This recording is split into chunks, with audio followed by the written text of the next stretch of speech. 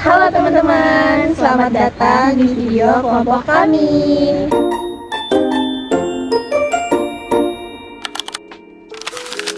Pada kesempatan kali ini, kita akan bahas salah satu isu yang cukup penting dalam proses legislasi di Indonesia, yaitu RUU Masyarakat Hukum Adat. Kira-kira kenapa sih RUU ini sudah lama dibahas, tetapi masih juga belum disahkan? Yuk kita cari tahu sama-sama. Yuk. Sebelum membahas lebih dalam tentang RUU Masyarakat Hukum Adat, sebenarnya apa sih yang dimaksud RUU Masyarakat Hukum Adat ini? Nah, RUU Masyarakat Hukum Adat adalah rancangan undang-undang yang memberikan tujuan sebagai pengakuan, perlindungan, dan kepastian hukum bagi masyarakat hukum adat beserta hak-hak tradisionalnya, seperti hak atas tanah ulayat, budaya, dan sumber daya alam. Nah teman-teman, kita udah tahu kan tentang rancangan undang-undang masyarakat hukum adat. Sekarang kita bahas yuk, kenapa sih rancangan undang-undangnya itu mandek lama banget di DPR? Ada beberapa faktor yang mempengaruhi. Yang pertama itu tentang perbedaan pendapat mengenai isi dari rancangan undang-undang tersebut, terutama soal pengakuan wilayah adat dan juga kewenangan dari pemerintah pusat. Faktor yang kedua, khawatirkan rancangan undang-undang ini akan berbenturan dengan undang-undang yang sudah ada, seperti undang-undang pertahanan, undang-undang kehutanan, dan undang-undang investasi. DPR juga lebih memprioritaskan rancangan undang-undang yang lebih mendesak.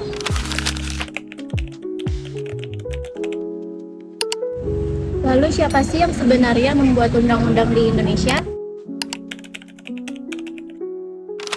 Jadi, undang-undang di Indonesia dibuat oleh DPR bersama Presiden, serta RUU bisa diusulkan oleh DPR, Presiden, hingga DPD sebagai bidang tertentu. Selanjutnya, didiskusikan bersama hingga disetujui menjadi undang-undang.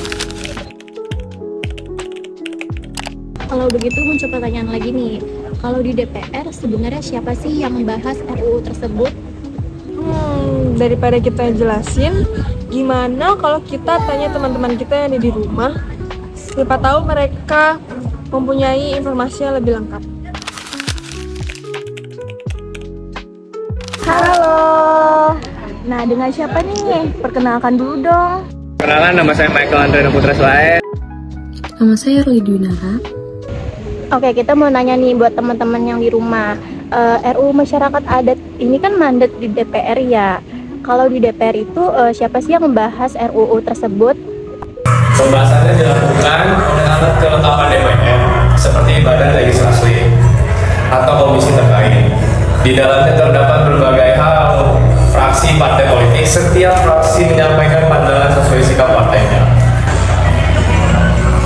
Walaupun sebagian besar fraksi menyatakan mendukung perlindungan masyarakat adat, pembahasannya sering tertunda karena adanya perbedaan pandangan mengenai substansi RUU, kepentingan politik, serta penentuan prioritas program legislasi nasional atau prolegnas.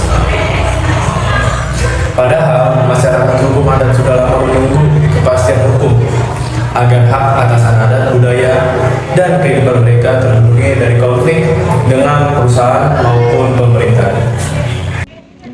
Oh gitu. Kalau nantinya RUU ini disahkan, apa sih dampaknya bagi masyarakat hukum adat? RUU Masyarakat Hukum Adat diharapkan dapat memberikan kepastian hukum terhadap hak-hak masyarakat adat. Dengan begitu, hak atas tanah adat, budaya, dan wilayah yang mereka kelola akan lebih terlindungi. Selain itu, keberadaan RUU ini juga diharapkan dapat mengurangi konflik yang selama ini sering terjadi antara masyarakat adat dengan perusahaan maupun pemerintah. Oke teman-teman, jawabannya bagus-bagus banget ya. Kalian udah paham kan topik tentang RUU Masyarakat Hukum Adat ini? Nah, jadi kesimpulannya, keterlambatan pengesahan RUU Masyarakat Hukum Adat ini bukan karena RUU ini tidak penting, melainkan adanya beberapa faktor. Seperti yang pertama itu perbedaan kepentingan antar fraksi, yang kedua itu sinkronisasi dengan undang-undang lain, dan yang ketiga proses legislasi yang cukup panjang. Yuk teman-teman, mari kita sama-sama menyuarakan Semoga RUU masyarakat ini dapat segera disahkan agar masyarakat hukum adat dapat memperoleh perlindungan hukum yang adil dan kepastian atas hak-hak mereka. Amin. Nah, itu dia teman-teman pembahasan tentang rancangan undang-undang masyarakat hukum adat di Indonesia dari kelompok kami. Kurang lebihnya mohon maaf. Sekian dan terima kasih. Bye-bye. Bye-bye.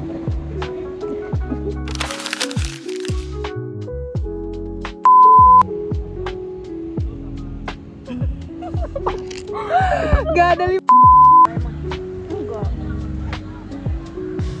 Halo teman-teman,